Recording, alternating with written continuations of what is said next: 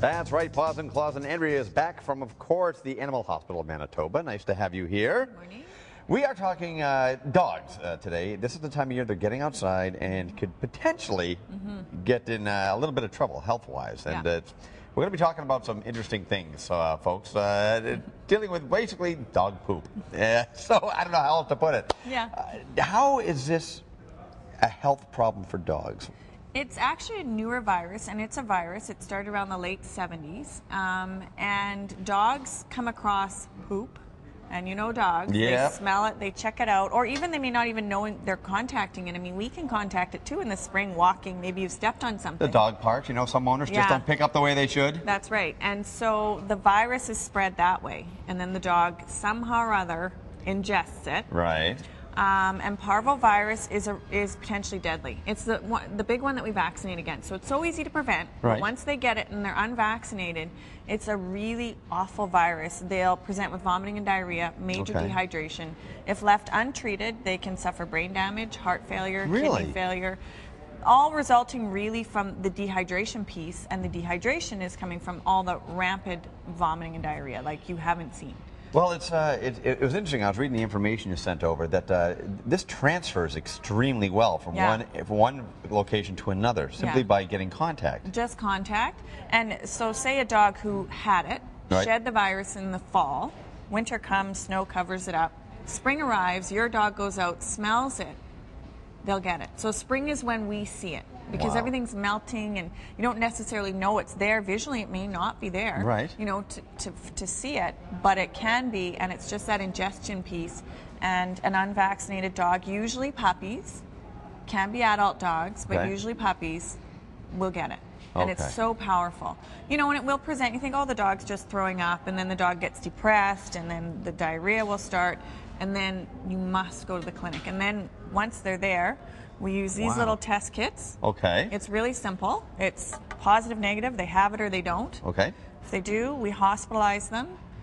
3 days, sometimes 7, sometimes 10, and they're on IV fluids, antibiotics, anti-vomiting, anti-nausea. Sometimes we transfuse them with plasma, so like a blood transfusion. It's really involved.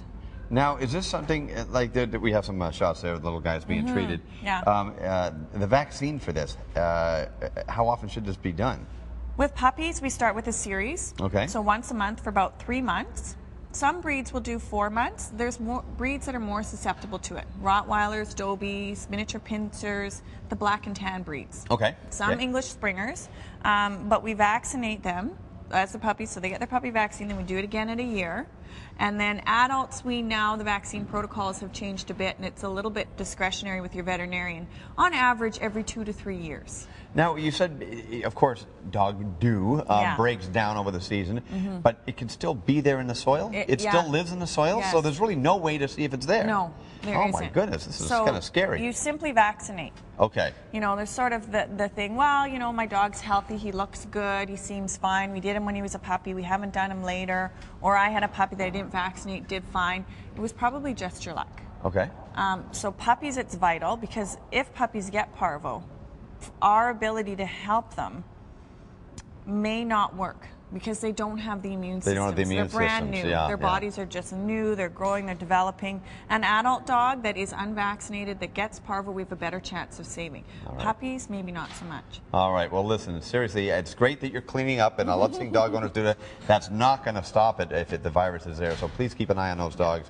Get them vaccinated. Thanks so much for coming in. You're welcome. See, it wasn't so bad of a chat, was it? No, it wasn't that awful. All right. Thank you so much for being here. We'll see you again, Andrea. All right, ladies and gentlemen, we'll be back.